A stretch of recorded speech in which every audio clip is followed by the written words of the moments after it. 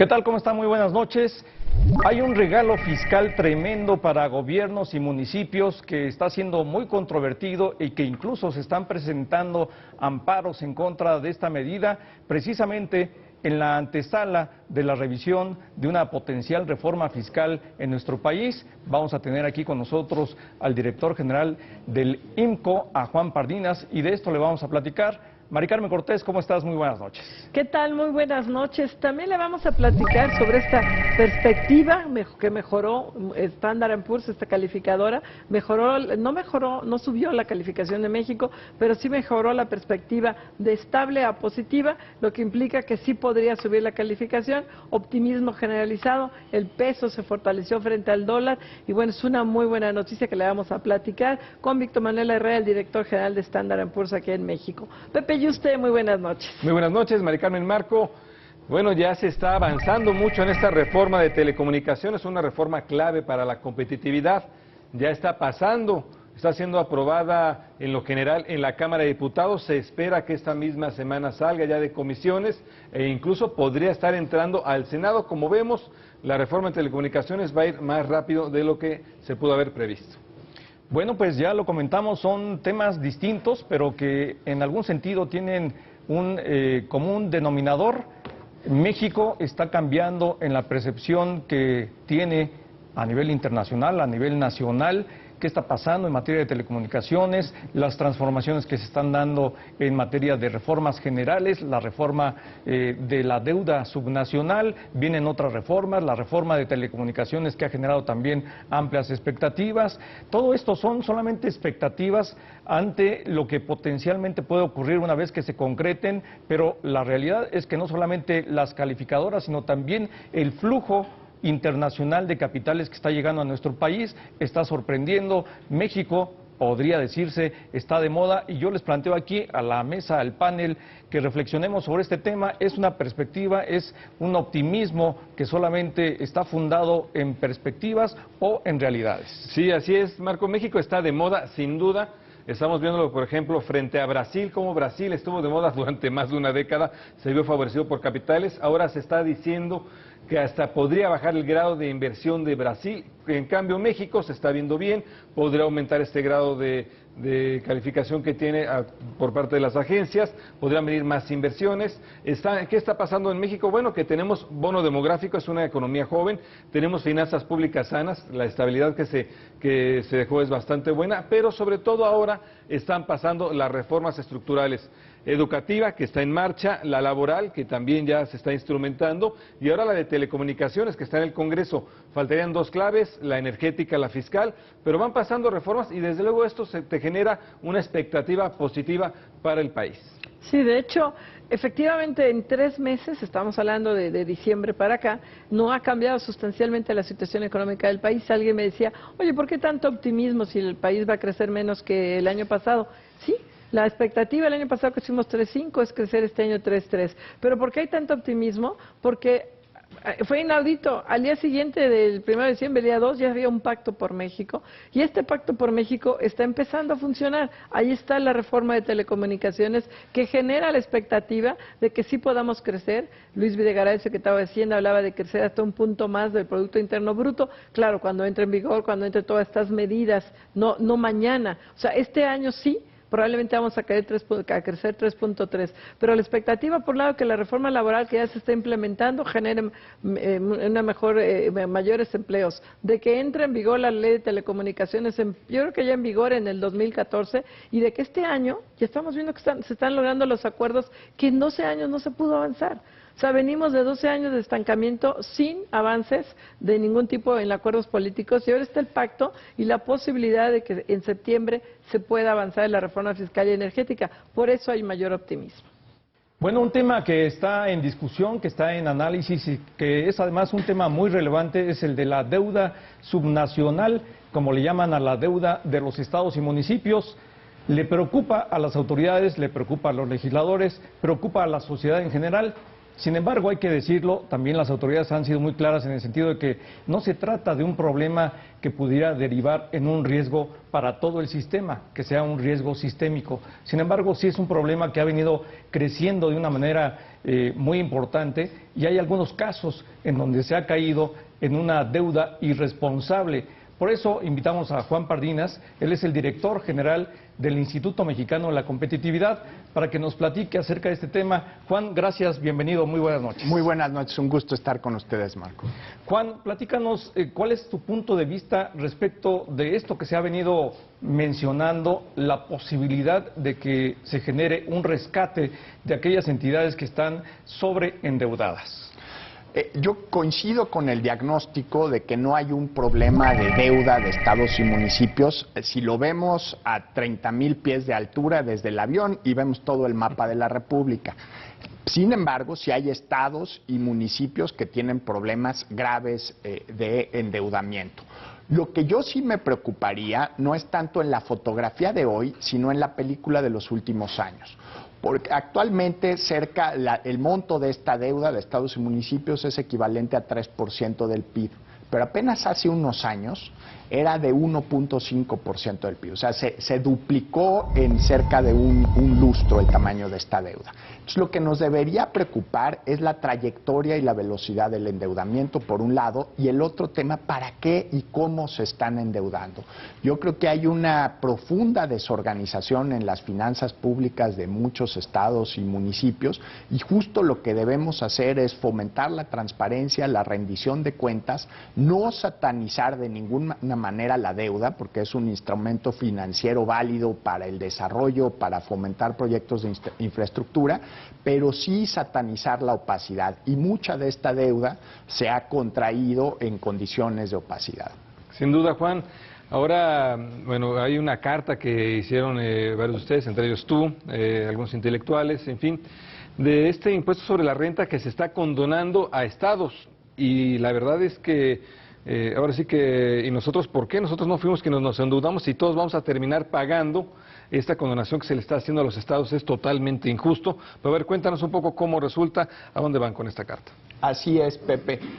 Creo que es un despropósito que aprobó el Congreso mediante la Ley de Ingresos en su artículo 9, que es realmente un rescate para estados y municipios. No lo llaman de esa manera, pero lo que les dieron fue un permiso discrecional desde nuestro punto de vista y arbitrario para no cumplir con sus obligaciones fiscales como tendrían que cumplir todas las empresas, empresarios y personas morales de este país. Y cómo funciona de acuerdo a lo que aprobaron diputados y senadores. Los gobiernos estatales y municipales también son patrones, tienen sus empleados, policías, enfermeras, maestros. Gracias a esta ventana de evasión fiscal que les abrió el Congreso, el ISR, el impuesto sobre la renta que generan estos trabajadores públicos, se debería enterar o entregar directamente al SAT, como lo hace cualquier empresa del país. Pero los gobiernos estatales y municipales, gracias a este regalo de los diputados y senadores, se van a poder embolsar el 60% del ISR que generan sus trabajadores. Esto me parece un error en muchas dimensiones y desde muchos puntos de vista. Primero, es un impuesto que generan los maestros, las enfermeras, es un impuesto de ellos, es el impuesto sobre la renta. No tendrían ningún derecho sus patrones, en este caso los gobiernos de estados y municipios, de embolsárselo. Y después mandas una señal totalmente discrecional hacia el resto de los contribuyentes del país. Yo dirijo una organización de la sociedad civil en México, el IMCO. Si yo, en mi función de director o de patrón, no enterara al SAT todo el ISR que generan los empleados, yo podría estar sujeto a penas que llegarían a 9 años de cárcel. Entonces, para un empresario, el director de una OSC... Sí, estamos haciendo la entrevista en el reclusorio sur. Exacto. No, sí, toquemos madera, que no. Que no, jamás. estamos en condiciones totalmente distintas, pero un gobernador y un presidente municipal sí se lo pueden empacar. Oye, Juan, pero incluso se abre la posibilidad, porque ya se aprobó en el Congreso, de que si yo soy empresaria y me clavo, porque fue lo que hicieron los municipios, se clavaron la lana de los trabajadores, se la descuentan sus trabajadores y no se la entregan al fisco, y está sumamente penado por el SAT. Se abre la puerta para que si yo como empresario hago lo mismo y me llega mañana el SAT y me quiere poner a la cárcel, yo puedo presentar un amparo y decir, oye, no hay trato inequitativo, y irme hasta la Suprema Corte, porque al presidente municipal de Zacatlán de las Manzanas, que hizo lo mismo que yo, no le hicieron nada y a mí sí me metieron a la cárcel. O sea, sí se abre la puerta legal para que muchos empresarios también hagan lo mismo, ¿o no? Por supuesto, yo creo que se abre, fue una decisión desde mi, no soy juez, entonces no tengo capacidad de sancionar la validez de una decisión jurídica, pero me parece que es tan ilegal, tan arbitraria la decisión que tomó el Congreso que se abren varias vías de amparo.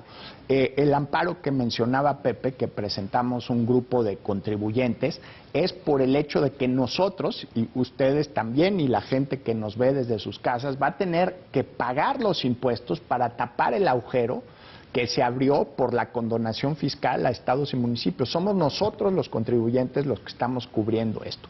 Pero lo que tú planteas también, la Constitución establece que las contribuciones de los ciudadanos deben ser equitativas y proporcionales. Y aquí lo que estamos viendo es exactamente al revés. Es un trato discriminatorio. Tenemos contribuyentes de primera clase. Si eres gobernador o presidente municipal, tienes cierto trato. Si eres empresario o persona que trabaja profesional independiente, tienes un trato totalmente distinto. Y entonces aquí lo que estamos viendo es una violación a la Constitución que abre otra vía de amparo. Y una tercera vía de amparo es que este impuesto es de las enfermeras, de los maestros, de los policías que trabajan para gobiernos estatales y municipales. Ellos se podrían amparar exigiendo que les devuelvan el dinero. Y además, esto ni siquiera es un rescate, como mencionaba Marco al principio. Yo lo que digo es un obsequio, es un regalo, es una ofrenda, porque un rescate, como los hace el Fondo Monetario Internacional, pues viene con ciertas condicionantes, viene con una cifra del monto del rescate. Aquí el Congreso viola la ley de presupuesto y responsabilidad hacendaria porque ni siquiera etiqueta el monto estimado del crédito fiscal, del agujero fiscal que se está abriendo por el no pago de impuestos. Las personas que nos amparamos en esta iniciativa, lo que creemos que esto no es la manera de construir las bases de un sistema fiscal serio. Y estamos en vísperas, muy probablemente en el segundo semestre de 2013, de estar discutiendo una reforma fiscal en México. ¿Cómo vamos a generar esa cultura de corresponsabilidad fiscal si estamos dando este trato discriminado a cierto tipo de contribuyentes y privilegios a gobernadores y presidentes municipales, que supuestamente los diputados son nuestros representantes populares, pero yo lo que estoy viendo es que a los que representan son a ellos. Yo no me siento representado por una decisión como esta. Oye, Juan, son dos cosas, porque vamos a ver de qué manera marcha este amparo que interpusieron los ciudadanos que están en contra de esta medida que dicta el Poder Legislativo, pero yo diría que es todavía más profundo. ¿Cómo hacer para que se evite que que el Poder Legislativo, que es el responsable de la norma, no llegue al absurdo de decidir que pues otra instancia de poder no cumpla con lo que se ordena para que se aplique de manera general a todos los ciudadanos, a todos los contribuyentes? Así es, y hay un antecedente más grave, Marco, que es en 2008, siendo presidente Felipe Calderón, el titular del Ejecutivo les hace el mismo regalo mediante un decreto. O sea, estamos viendo ahí al Ejecutivo, sin la aprobación del Congreso, determinar montos en el pago de impuestos. Es un decreto que aparece el 5 de diciembre de 2008, que el amparo que hicimos nosotros es solo sobre la ley de ingresos que aprobó el Congreso en diciembre de 2012. Pero este decreto presidencial también me parece francamente ilegal y era el mismo regalo para estados y municipios. ¿Pero qué hacer para que no ocurra? Ni ejecutivo ni legislativo. Pues yo creo que los contribuyentes nos tenemos que organizar. Nosotros ya lanzamos este amparo, somos 20 personas que trabajamos en instituciones académicas, en medios de comunicación, El IMCO, en la página del IMCO, si me permiten, www.imco.org.mx, diagonal invertida, yo contribuyente, está invitando a que la gente se sume a la iniciativa, sí, para darle, es un esfuerzo, yo creo que con un peso moral, de oye, no estamos de acuerdo que así se construya los cimientos fiscales de nuestro país. No puede ser que sea chipotudo y disparejo, genera ¿no? inequidad, claro. Totalmente, y además a la hora pues que da mucho coraje pagar impuestos en estas condiciones. Fíjate que lo comentábamos en plan de broma, pero también es en serio, en el sentido de que si yo no pago impuestos, me van a meter a la cárcel en algún momento, te va a pasar a ti, nos pasa a todos, a las empresas de igual manera, y entonces vemos esto que no enteran o no entregan el ISR los estados y municipios. Y tan campantes vemos, ¿sería verse un ciudadano de primera y de segunda en ese sentido? Por supuesto, lo que estamos viendo es una casta de contribuyentes, y ni siquiera son contribuyentes, porque de este decreto que le comentaba Marco, ya les habían hecho exenciones fiscales, y ahora a través de la ley de ingresos, sobre el dinero que debieron haber pagado, ya sobre la rebaja de impuestos, muchos estados y municipios no pagaron, entonces les vuelven a exentar. Lo que estamos viendo es un riesgo moral, un premio al no cumplimiento de las responsabilidades fiscales, y realmente el mensaje que le manda a los contribuyentes y a los ciudadanos del país, a mí me parece francamente agraviante, es un insulto, y creo que sí debemos, como ciudadanos, como contribuyentes, decirle al Estado mexicano, y aquí hablando del Estado me refiero al Congreso, al Poder Ejecutivo en función del decreto 2008, así no se hacen las cosas. No sabemos ni siquiera qué estados y qué municipios se beneficiaron, porque los convenios no han sido transparentados por Hacienda. Estamos en un proceso de solicitarlos vía la Ley de Acceso a la Información, todavía no tenemos la respuesta. No sabemos quiénes son los beneficiados, no sabemos por qué montos.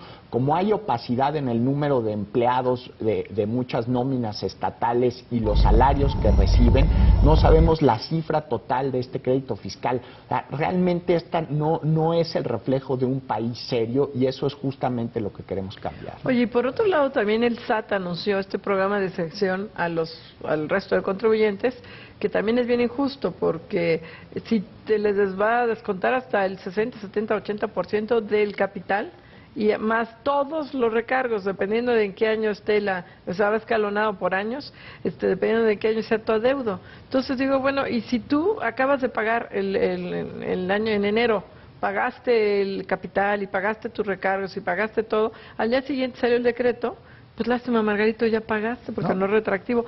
Y es bien injusto porque estás premiando al que se la jugó en contra del fisco, al que dijo pues yo no pago, y a ese le hace el descuento de capital, el descuento de recargos y de multas. ¿Es en cierta forma un equivalente a lo que están haciendo con municipios? Por supuesto, estás castigando a los mexicanos que cumplen la ley y premiando a quienes están literalmente jineteando el dinero público.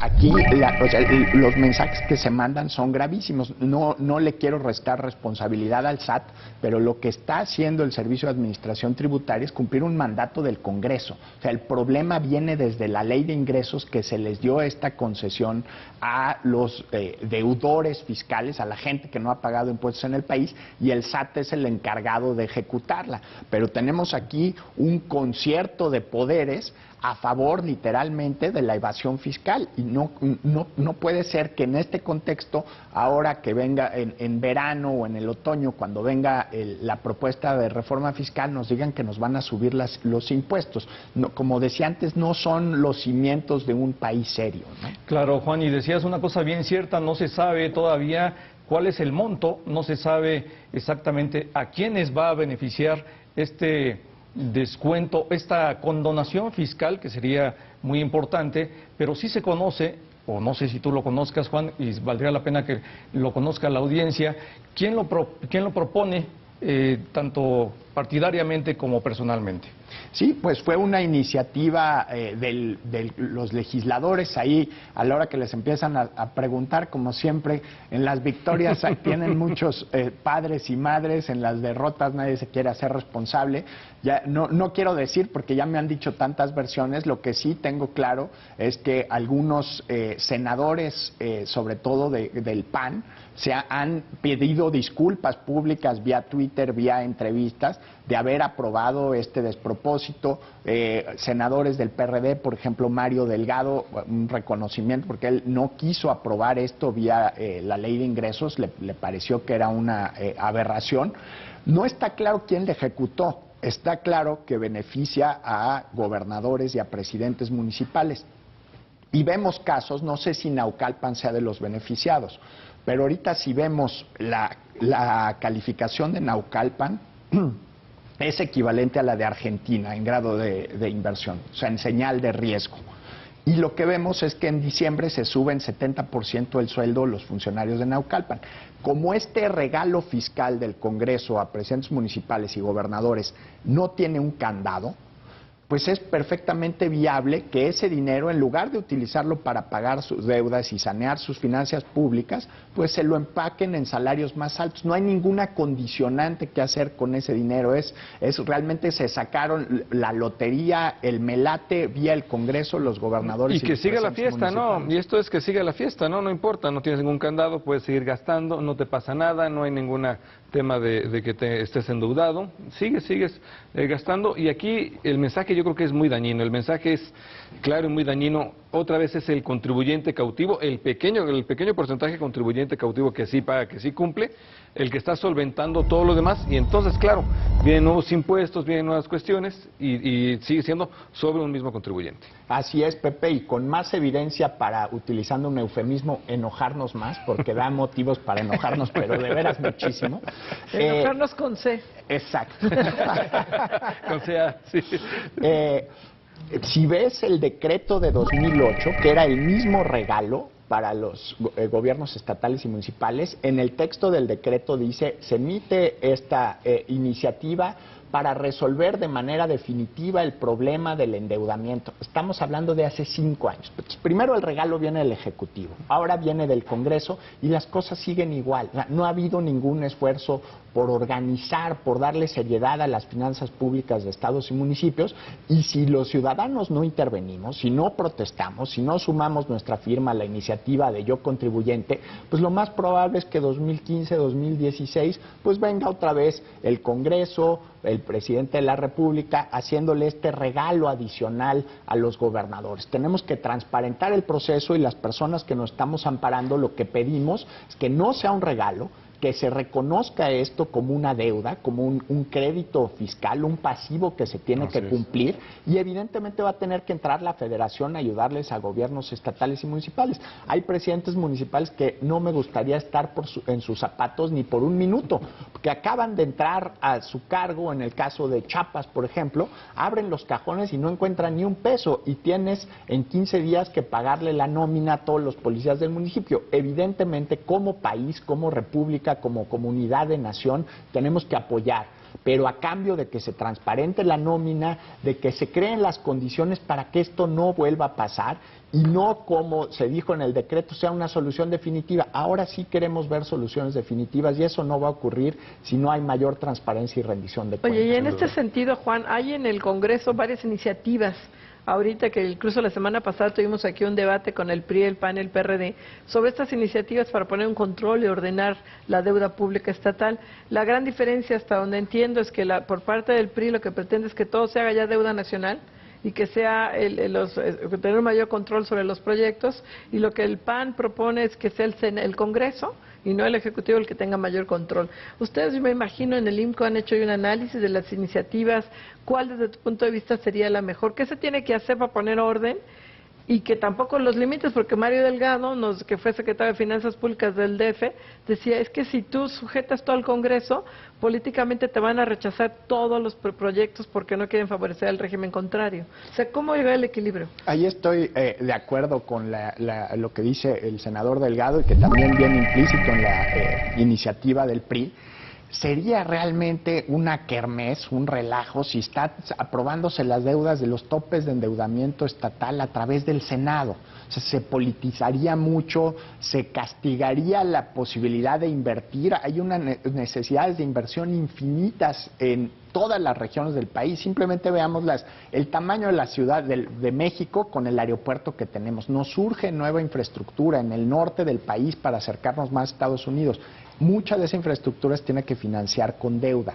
Yo lo que creo es que también ahí hay un problema. Está la asimetría técnica entre Hacienda y el Congreso. O sea, ¿con qué capacidad o con qué recursos humanos, con qué área institucional del Senado van a evaluar la viabilidad de cierto crédito o el impacto social de cierto proyecto de infraestructura? Esa capacidad técnica la tiene Hacienda. Entonces, en el momento en que se reconoce esta deuda como nacional, también tiene una ventaja. Inmediatamente va a bajar los montos de los intereses, porque la deuda nacional tiene una calificación mucho más alta que las deudas subnacionales. Entonces, va a ser crédito más barato, va a ser crédito más controlado. En ese sentido creo que es una buena señal. No hay que, como decía, no hay que satanizar la deuda, hay que satanizar la opacidad. Y sí le resta maniobra a los estados y municipios, pero bueno, lo que hemos visto en los últimos años es que ha habido ahí un endeudamiento descontrolado. Vemos casos como el gobernador de Chiapas, que Juan Sabines, que al cuarto para las 12 de bajar la cortina a su sexenio, se endeuda de manera indiscriminada. Lo mismo pasó con el gobernador Precioso en Puebla, a semanas de entregar el poder, un crédito sin mayor explicación ni justificación. Yo sí quisiera ver mayores candados, y lo que veo es que la infraestructura de rendición de cuentas a nivel de los estados no es suficientemente sólida. Este concepto fundamental de nuestra vida democrática, la división de poderes, pues no funciona igual en todas las regiones del país. Si los gobernadores tienen control de sus congresos, incluso aunque su partido no tenga la mayoría, hay el riesgo de que el endeudamiento se dé sin ningún propósito, de manera indiscriminada. ¿Dónde se fueron los 30,000 millones de pesos que aprobó Humberto Moreira y su Congreso como deuda? O sea, esos agujeros negros sí justifican un control técnico mucho más severo por parte de las instituciones federales, y sí veo que la lógica o la racionalidad de que fuera la Secretaría de Hacienda, sin que esto llegara a convertirse en un cuello de botella, que es el riesgo, y se reduzca la posibilidad de financiamiento para proyectos viables y que detonen la competitividad del país. Claro, Juan, para que hubiera un control mucho más técnico y además, independientemente de lo que se pueda establecer o disponer en cuanto a las autoridades nacionales, ¿qué tan factible sería que en México nos apliquemos en un esquema como el que ha aplicado Brasil, por ejemplo, con la deuda subnacional, y ahí en donde se han sujetado al escrutinio de organismos financieros internacionales como el BID o el Banco Mundial, y que en México hiciéramos lo mismo?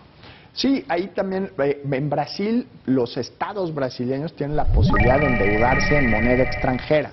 Que imaginemos a Humberto Moreira con la posibilidad de endeudarse en dólares. A mí, francamente, me quita el sueño. Lo que tenemos es que fortalecer también, por ejemplo, no solo de instituciones extranjeras, pero la Comisión Nacional Bancaria, el rol que puede tener en controlar los créditos de corto plazo que significaron problemas de endeudamiento graves para estados como Quintana Roo, por ejemplo.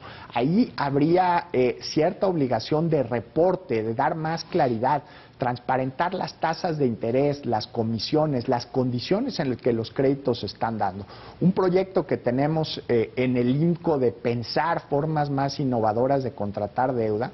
A mí me encantaría ver, por ejemplo, mecanismos de subasta en reversa para contratación de deuda, y que saliera, digamos, el estado de Querétaro necesita un crédito por 1,000 millones de pesos y estamos dispuestos a pagar una tasa de interés del 6%. Y como funciona la subasta en reversa, dice, bueno, a ver, ¿quién me da 5.9 de tasa anual? ¿Quién me da 5.8? Y que los bancos compitan en su capacidad de otorgar el crédito. ¿Y qué tienen las subastas en reversa? Uno, generan plena competencia y plena transparencia, porque estás viendo a todos los participantes del sector financiero tratando de hacer negocio y con las condiciones totalmente transparentes. Parte del problema en el endeudamiento de muchos estados es que no supimos en qué condiciones se endeudaron. Las comisiones que pagó Coahuila, por ejemplo, por la renegociación de su deuda, son monumentales. Eso no debería de ser, o por lo menos no debería de ocurrir en condiciones de baja transparencia, porque es una deuda